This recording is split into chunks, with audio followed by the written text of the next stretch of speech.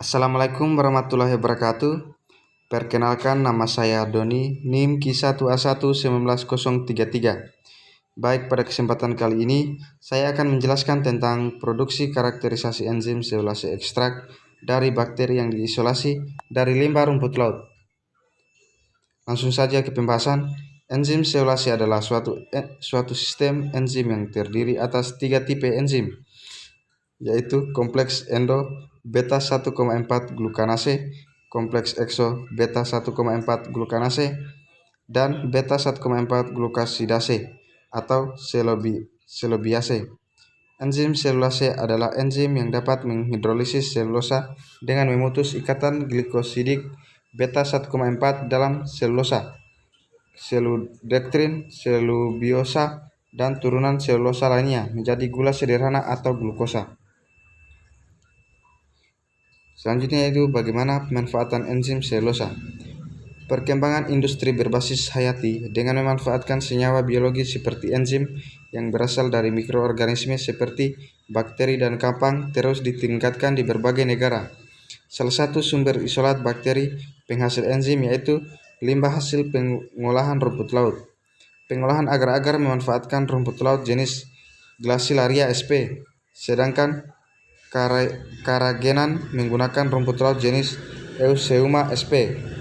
Berbagai industri rumput laut yang dilakukan menghasilkan limbah sekitar 65-75% dari bahan baku segar yang diolah.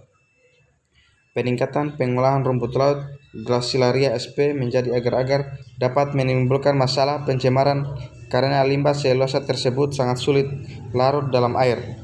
Salah satu alternatif yang dapat dilakukan ialah dengan mengisolasi bakteri dari limbah rumput laut.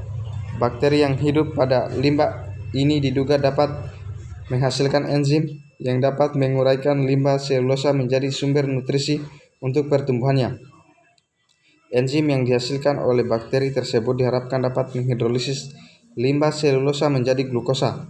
Glukosa merupakan bahan untuk fermentasi dalam memproduksi bioetanol, sehingga manfaatan limbah selulosa dan bakteri penghasil enzim menghidrolisis selulosa dapat memberikan peluang dan pengembangan bioenergi. Selain dalam bidang industri, manfaatan enzim selulase dari bakteri dapat memberikan solusi dalam masalah pencemaran, yakni mengurangi jumlah limbah selulosa seperti rumput laut, serta dapat menjadi nilai tambah terhadap manfaatan limbah rumput laut tersebut. Pada akhirnya, beberapa isolat bakteri yang memiliki aktivitas selulosa ekstraseluler, salah satunya isolat PMP0126V, berhasil diisolasi dari limbah pengolahan agar-agar rumput laut Glacilaria sp. Selanjutnya, bagaimana cara produksi enzim selulase? Produksi enzim selulase dilakukan dengan kondisi dan tahapan yang sama dengan penentuan waktu optimum enzim. Enzim selulase dipanen pada hari optimum aktivitas selulase tertinggi. Enzim selulase ekstrak kasar dipisahkan dari pelet bakter dengan sentrifugasi 10.000 x gram selama 15 menit pada suhu 4 derajat Celcius. Kemudian enzim selulase dikarakterisasi meliputi pH optimum menggunakan buffer asetat pH 3-5, sitrat fosfat 5 pH 5-7, dan tris HCl pH 7-9. Selain itu juga dilakukan karakterisasi suhu optimum 20-90 derajat Celcius, pengaruh ion logam dan substrat spesifik. Pengukuran aktivitas enzim dilakukan sesuai dengan metode pengukuran aktivitas enzim untuk penentuan waktu optimum aktivitas enzim selulase. Karboksil dan gugus amino mudah dipengaruhi oleh pH, sehingga apabila terjadi perubahan pH maka akan menyebabkan denaturasi enzim dan menghilangkan aktivitas enzim. Enzim selulase PMP0126V ekstrak kasar menghasilkan aktivitas optimum pada buffer asetat 05005 mm pH 5 dengan aktivitas selulase masing-masing 0,125 ml. Selanjutnya, bagaimana karakterisasi enzim selulase? Setiap isolat bakteri memiliki karakterisasi pH dan suhu optimum yang berbeda. Gugus amino mudah dipengaruhi oleh pH, sehingga apabila terjadi perubahan pH maka akan menyebabkan denaturasi enzim dan menghilangkan aktivitas enzim.